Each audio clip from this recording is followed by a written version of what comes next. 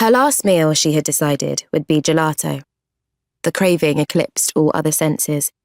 She would savour it, and then she would die.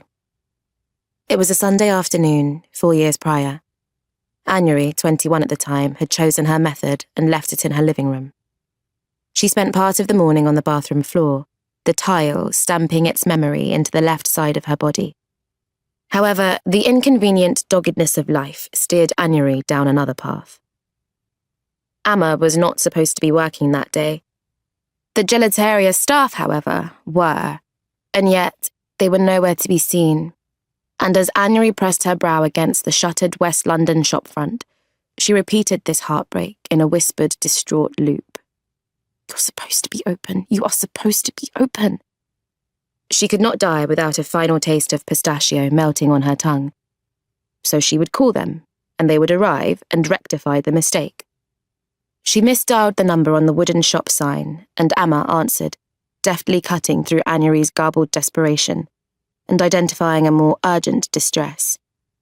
Amma tossed death out onto the street. Anuri knew that she, without hyperbole, quite literally owed Amma her life. Before that day, luck was for others. A remarried father, an astute stepmother.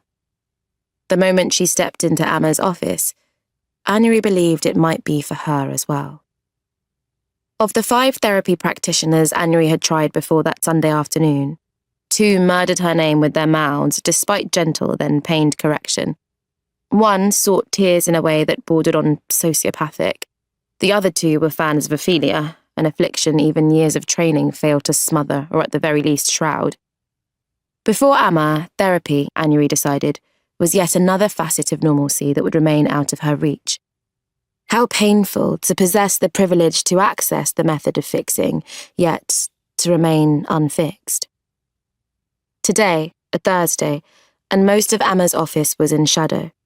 A fact that made little sense to Anuri, as this was the room where said therapist bathed her in the kind of light she often found inconvenient, the type that reached with soft but insistent fingers into the recesses she would rather keep hidden.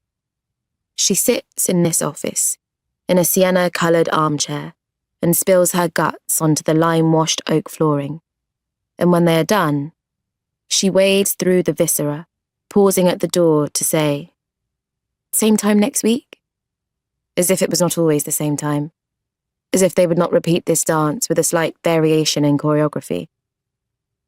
Amma's microlocks were twisted into a snake that coiled down the back of her head and made an attempt on her spine.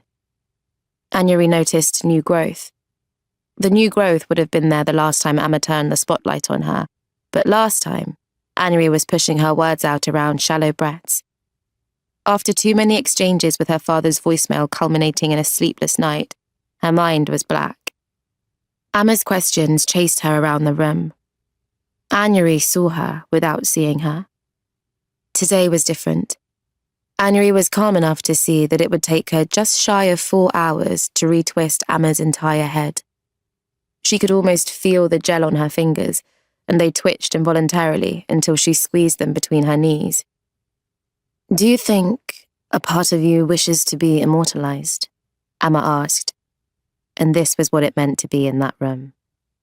The softness of your underbelly was never safe. You simply felt less fraught about it being cut open. "I think," Anuri told her, "I would be more open to immortality if it was my choice."